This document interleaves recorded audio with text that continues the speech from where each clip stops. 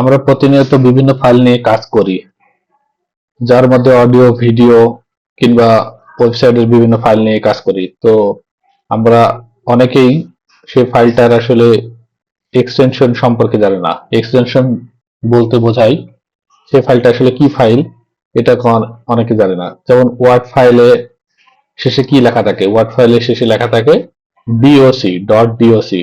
Dot DOC মানে হচ্ছে একটা ডক ফাইল। এটা একটি ওয়ার্ড ফাইল হিসেবে পরিচিত। তেমনি হচ্ছে মুভির বিভিন্ন ফাইল থাকে, ওয়েবসাইটের বিভিন্ন ফাইল থাকে, এইচটিএমএল ফাইল, সিএসএস ফাইল, আবার অডিওর ক্ষেত্রে এমপি3 ফাইল। তো এগুলো আমরা আসলে কিভাবে দেখবো যে হচ্ছে এটা কোন ফাইল অথবা এটা কোন ফরম্যাট? এটা দেখার জন্য আমাদের উইন্ডোজ 10 অথবা 11 এর যে কোনো ফোল্ডারে গিয়ে ভিউতে ক্লিক করতে হবে।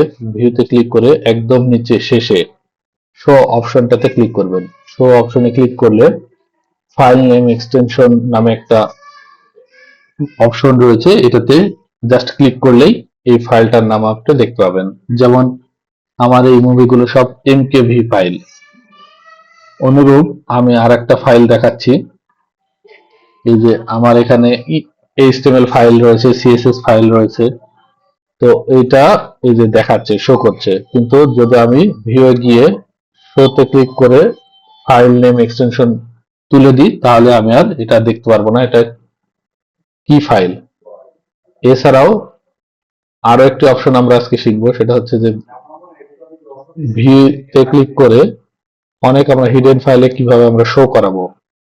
এটা অপশনের জন্য আপনাকে যেটাতে যেতে হবে, থ্রি ডটের উপরে ক্লিক করতে হবে, অপশনে সিলেক্ট করতে হবে, ভিউতে ক্লিক করবেন।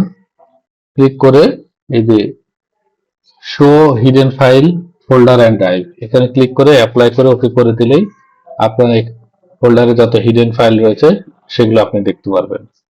এছাড়া আপনি যদি চান এই ফাইলটাকে হিডিং করতে, তাহলে এই ফাইলের উপরে রাইট ক্লিক করে প্রপার্টিজে যেতে হবে। এরপরে এই হিডেন অপশনে ক্লিক করবেন এবং অ্যাপ্লাই করবেন, ওকে করবেন, তাহলে এই ফাইলটি আপনি হিডেন করে ফেলতে পারবেন। এই যে হিডেন ফাইলটি আর দেখা যাচ্ছে না। আবার হিডেন ফাইলটি দেখতে হলে আপনি ভিউ এ গিয়ে শোতে গিয়ে হিডেন ফাইলে ক্লিক করবেন, তখন আবার শো করবে।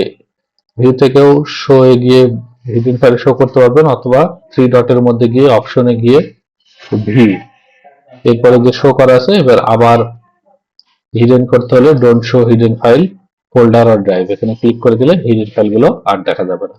আশা করি এই ট্রিক্সটি আপনাদের ভালো লেগেছে।